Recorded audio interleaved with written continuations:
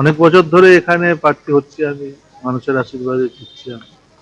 আবার কাজের সুযোগ দিয়েছে, কাজ করব, যতদিন শরীরে শক্তি থাকবে মানুষের জন্য কাজ করব।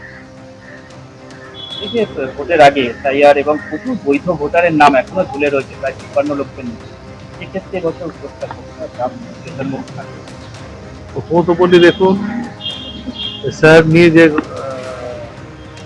মানুষ যা ভোগান্তি হয়েছে এটা মানুষই সব থেকে বেশি বলতে পারে।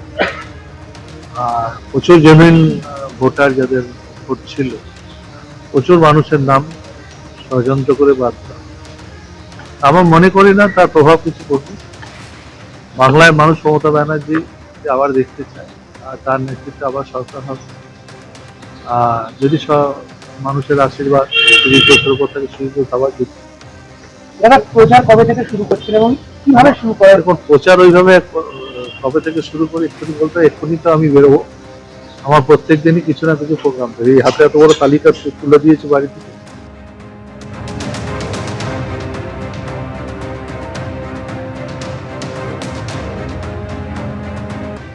দেখো, মানিকতলা থেকে তৃণমূল কংগ্রেসের প্রার্থী হয়েছেন শ্রেয়া পাণ্ডে, তার অফিসে আমরা রয়েছি। প্রচুর তার যারা কর্মী সমর্থকেরা তারা ইতিমধ্যে অফিসের সামনে, তার সঙ্গে আমরা কথা বলে নেব। আজকে আপনার নাম ঘোষণা করা হলো।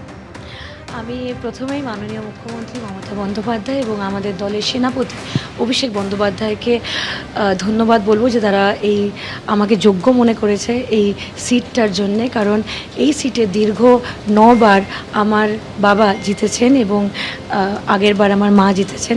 তো এই যে pressure of doing good work, এটা আমার উপর আছে এবং এই সিটের দায়িত্বটা অনেক। এই সিটে যে জুতো পরে যারা হেঁটেছেন তাদের পাট আর জুতো গলাবার সাহসটা আমার নেই, কিন্তু তাদেরই ফুটস্টেপসটা ফলো করে আমি এগোতে চাই। পরিসংখ্যান বলছে যে সাধনদা যেবার শেষবার জিতেছিলেন প্রায় ৫০% ভোট নিয়ে তিনি জিতেছিলেন। সুপ্তি পাণ্ডে অর্থাৎ আপনার মা জিতেছিলেন প্রায় ৭০% ভোট নিয়ে। আপনার এক্সপেকটেশন কত? দেখুন, আমি এইটুকুনি জানি যে মানুষ আমাকে প্রচণ্ড ভালোবাসে এবং তারা পাশে আছে, তারা আশীর্বাদ করে, তারা যেভাবে প্রতিনিয়ত আমাকে দেখতে পায়, পাশে পায়।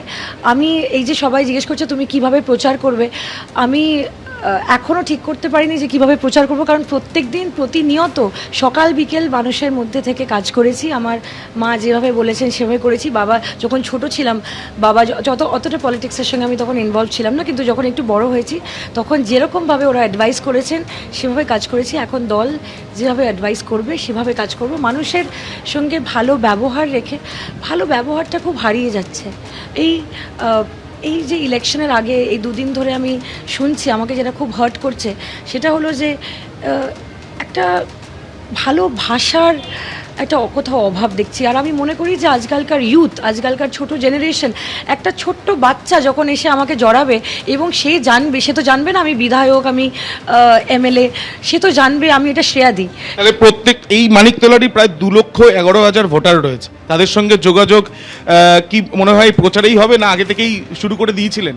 মানে আন্দাজ করেছিলেন যে মা না, এবার আপনি নিজেই হবেন? না না, এরকম করো না। আমার মা আর আমি একদম সেম। আমার মার জন্য আমি যতটা খেটেছিলাম আমার মাও ততটাই আমার জন্য থাকবেন। আমার মা মানে আমার বাবার সঙ্গেও মানে একদম মানে পায়ে পা মিলিয়ে রাজনীতি করেছেন। আমার মা একটা মানে আমাদের ফ্যামিলির ব্যাকবোন। তো আমার মা সবসময় থাকবে। আর আরেকটা কথা আমি বলতে চাই, এই যে আপনি বলছেন, আমি এবিপি আনন্দর ক্যামেরাতে বলছি যে আপনি এবিপি আনন্দর ক্যামেরা বুম নিয়ে প্লিজ আপনি যে কোনো গলি মানিকতলায় গিয়ে জিজ্ঞেস করতে পারেন তারা আমাকে এবং আমার কাজ দেখেছে কিনা। এবার একটা